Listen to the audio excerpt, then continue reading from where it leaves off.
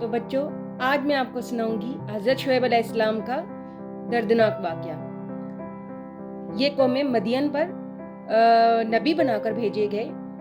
قدیم زمانہ کی بات ہے جب سرزمین مدین ایک خوشحال خطہ تھا۔ تجارت، بازار اور لوگوں کی آمد و رفت عام تھی۔ اسی قوم کی طرف اللہ نے اپنا پیارا نبی بھیجا، رحمت، صبر اور حکمت کی مثال، حضرت شعیب علیہ السلام۔ آپ علیہ السلام نے اپنی قوم کو نرمی سے سمجھانا شروع کیا کہ اے میری قوم، اللہ کی عبادت کرو، اس کے سوا کوئی معبود نہیں۔ اور پھر انہوں نے ایک بہت اہم بات کہی، ناپ تول میں کمی نہ کرو اور لوگوں کا حق مت کھاؤ۔ وہ بازار جاتے اور لوگوں کو سمجھاتے، دکانداروں کو نصیحت فرماتے، لیکن قوم ان کا مذاق اڑاتی کہ تم ہمیں ہمارے باپ دادا کے طریقے سے روکنا چاہتے ہو۔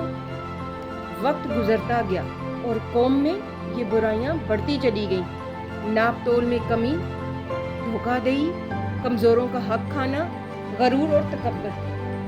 حضرت شعیب علیہ السلام کا دل دکھتا تھا۔ وہ رات دن دعا کرتے اور اپنی قوم کو بچانے کی کوشش کرتے۔ ان کی بار بار نصیحت بھی کوئی فائدہ نہ لائی۔ انہوں نے فرمایا، میں تم سے اس دعوت پر کوئی اجر نہیں مانگتا، میرا اجر صرف اللہ کے پاس ہے۔ لیکن قوم پھر بھی نہ مانی۔ کچھ لوگ دھمکیاں دینے لگے کہ اگر تم باز نہ آئے تو ہم تمہیں اور تمہارے ماننے والوں کو شہر سے نکال دیں گے۔ پر حضرت شعیب علیہ السلام نے صرف صبر کا مظاہرہ کیا۔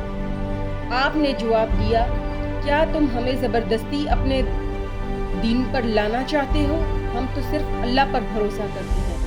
وہ اپنے رب کے حضور گڑ گڑاتے رہے، اے اللہ، ہمارے اور ہماری قوم کے درمیان فیصلہ فرما دے۔ جب قوم نے آخری حد تک نافرمانی کر لی اور ظلم و فساد جاری رکھا تو اللہ کا فیصلہ آ گیا۔ پہلے شدید گرمی آئی، ہوا رک گئی، زمین جلنے لگی، لوگ گھبرا گئے۔ پھر اچانک ایک خوفناک آواز اور زلزلہ آیا، زمین لرز اٹھی اور چند لمحوں میں پوری قوم اپنے گھروں سمیت ختم ہو گئی۔ یہ وہی قوم مدین تھی جو طاقتور اور خوشحال تھی، پر نجات کس کی ہوئی؟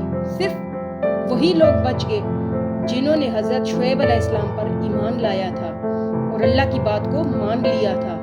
اس واقعہ سے ہمیں یہ سبق ملتا ہے کہ دھوکہ اور ناجائز کمائی کبھی کامیاب نہیں ہوتی۔ حق مار دینا دنیا اور آخرت دونوں میں نقصان دہ ہے۔ اللہ کی پکڑ بہت سخت ہوتی ہے، لیکن وہ عدل پر مبنی ہوتی ہے۔ اگر آج ہم بھی اپنی زندگی میں انصاف، سچائی اور حلال رزق اختیار کریں تو اللہ ہماری زندگی میں برکتیں نازل کرتا ہے۔ اور یاد رکھیں، اللہ ظالموں کو مہلت دیتا ہے مگر چھوڑتا نہیں۔